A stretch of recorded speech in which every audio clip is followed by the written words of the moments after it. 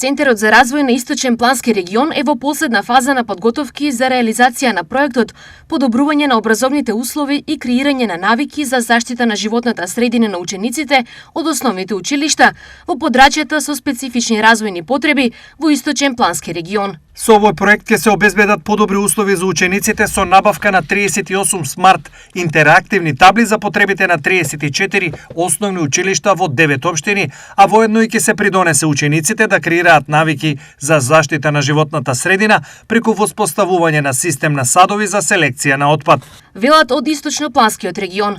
Вкупната вредност на проектот е нешто помалку од 2,6 милиони денари и реализацијата се очекува да заврши пред почетокот на новата училишна година. Проектот целосно ќе се финансира од програмата за развој на подрачјата со специфични развојни потреби преку Министерството за локална самоуправа, Биро за регионален развој.